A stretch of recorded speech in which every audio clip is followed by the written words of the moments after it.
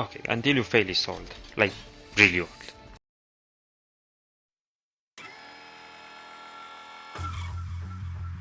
Okay, maybe not that old, but I remember some store giving it away for free. Maybe it was PlayStation Plus, but that made me think like this is a garbage game. You know, when companies give you like 100 games for free, just buy our subscription, and you actually try the games and they are garbage games. It's no game worth it, your time.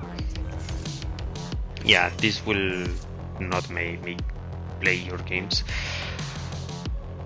But that that reminds me of that one time I spent like 100 euros on a Vive Port Infinity or something like that for 1 year.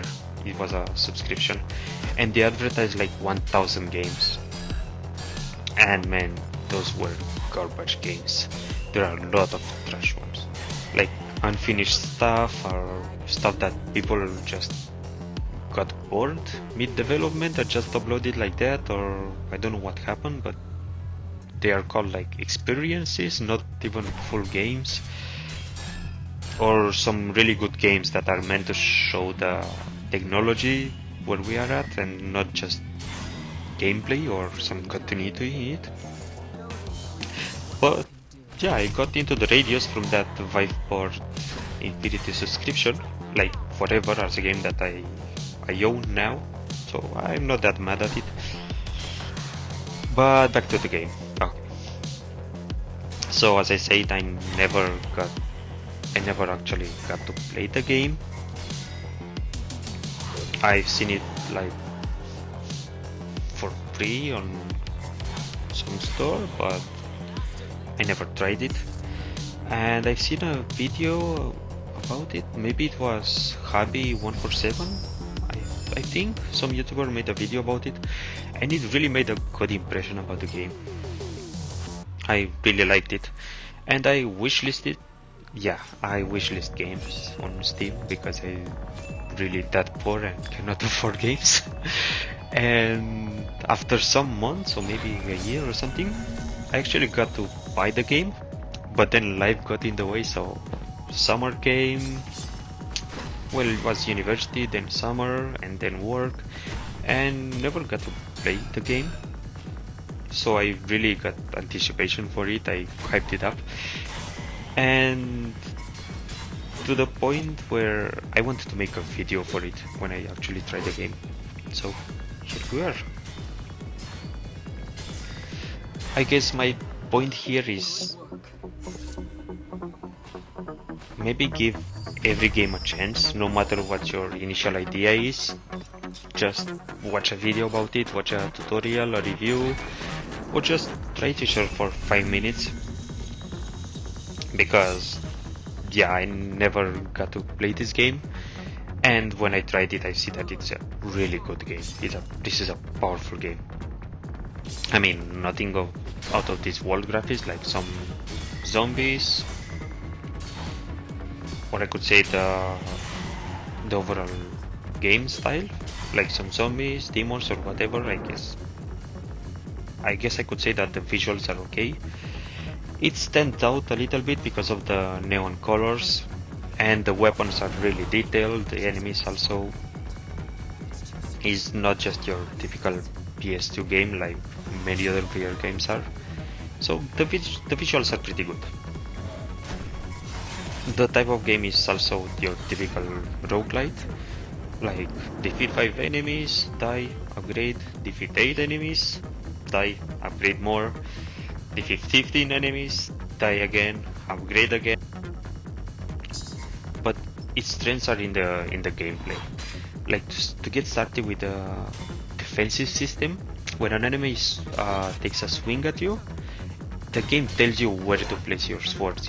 It actually highlights two swords in mid-air, and you place your swords inside those to actually perform a perfect parry.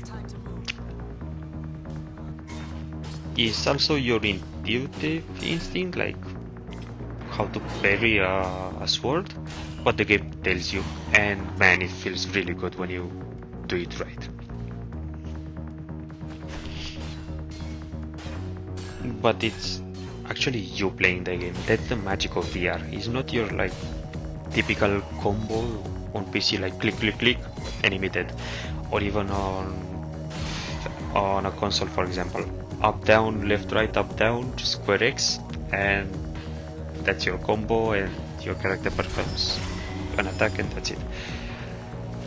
I guess you could say that the attractive thing is doing the combos in real life, because the game helps you to do those combos. So you do it in reality, or I should say virtual reality. Sorry. Yeah, but you actually do it yourself. And then you have your attacking. You can attack whenever you want until you numb your enemy, but then you got also the highlights that you get when defending, but this time is for slashing, in which direction to slash to better perform the combos. And at the end of the combo, you throw your enemy or something in the air, you just hit them, and that feels so good. Well, my best combo is looks something like this.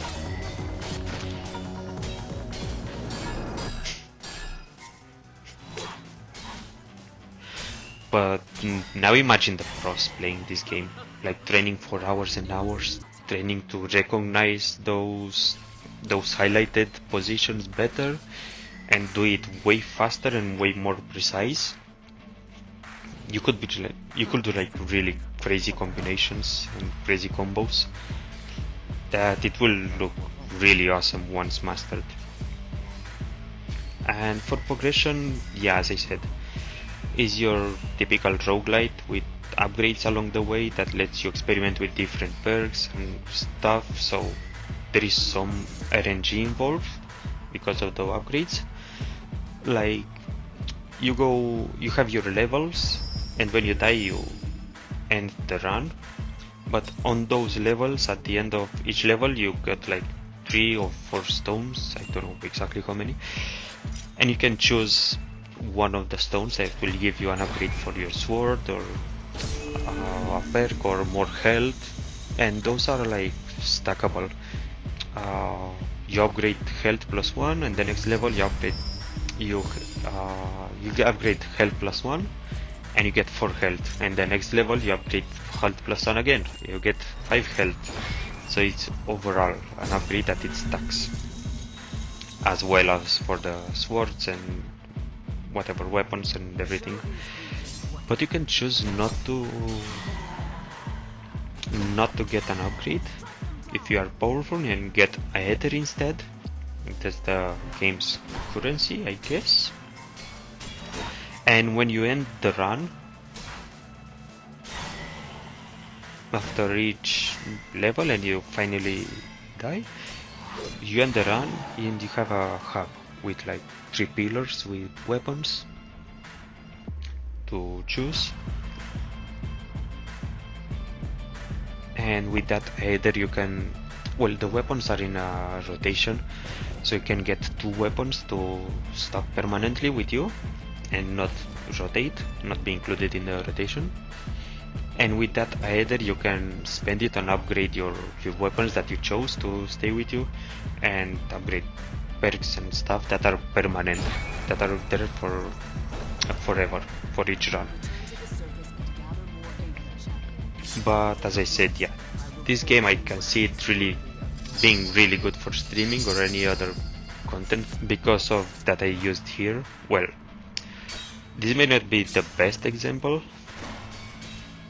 but you can get we can get what I mean. You can get your avatars or even mixed reality to look really awesome. As I said, not as me, because I had so much anticipation, I waited so much for this game, I couldn't like spend more time making it look good, so I ended up with my avatar flying and the height not set up correctly, and yeah, the camera clipping through the terrain or some stuff like that. Most of the time it's clipping, so I got to edit a lot.